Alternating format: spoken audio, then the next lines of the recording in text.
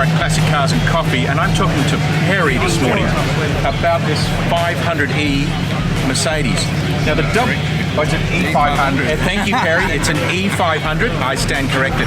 Now the interesting thing here is I'm a great fan of the W124, and along with the W126, I think the two of the greatest Mercedes-Benz ever made. The compromise between, you know, all the things that make up a great modern car and the quality of an old car, all wrapped up in the W126 and the W124 for me. And this particular one is really, really special. There's a great backstory to this, Perry, isn't there? It was a cooperation between Porsche and Mercedes, and at the time Porsche were in a bit of trouble. Yeah, they were close to bankruptcy. Right. And there's a couple of stories around it, but one of the ones was that Mercedes-Benz decided to throw them a special model to manufacture to build up one of their production lines, the defunct 959 production line. To support their workforce and give them cash flow. I believe so, but the thing is, there's little veracity to the story, because there's another backstory that says that the fenders were too wide to fit on the Mercedes-Benz production line, hence the vehicle was assembled. Okay, so that might be trying to park and so we'll never know what the true story is, but this is the only Mercedes-Benz that was ever manufactured by Porsche. Wow, so the only Mercedes-Benz that was ever manufactured by Porsche. So it is really a hybrid. It's a really, really special car.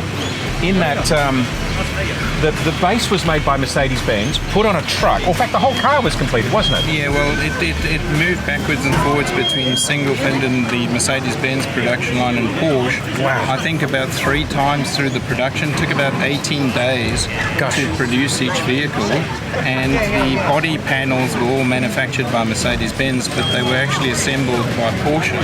And Porsche had to redesign the actual chassis and frame to accommodate the V8 engine and the drivetrain. A very special car. So let's just get that into perspective. Where Toyota can pump out a car every 35 minutes, this car took 18 days to manufacture on a production line and travel between the Porsche factory and the Mercedes-Benz factory at a total of 3 or 4 times just to get it right.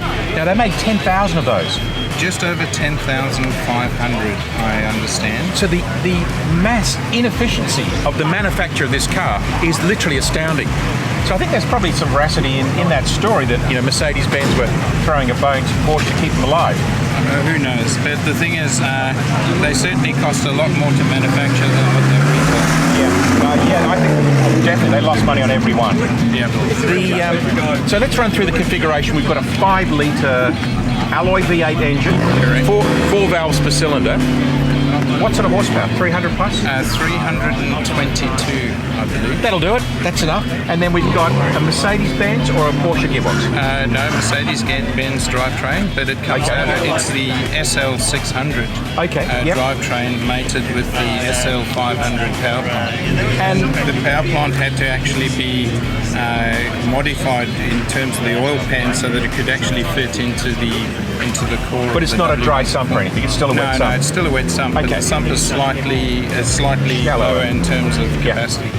Brakes, because that's obviously really integral with performance car. SL600 brakes, so very special. This one being the limited edition has got a special braking configuration at the time. So, it stops on fabulous thing. And fabulous thing. Nearly 2 tons of vehicle too. So, what's it like to drive? We have to play.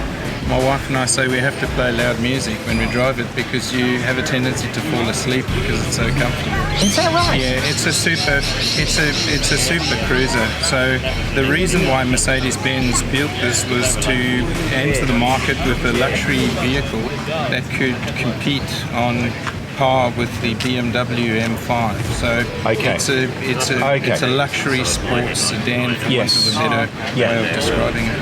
Perry, it's been a great pleasure. I love your car. I'm a great fan of W124s. Yeah, they're beautiful. And this, in the world of W124s, this is the absolute pinnacle. Look, it's been great talking to you, Perry. Thank you very much. Simon McGrath, Classic Cars and Coffee. Thank you so much. Good meeting you. Thanks for bringing your car along. No worries. Cheers, buddy. Cheers.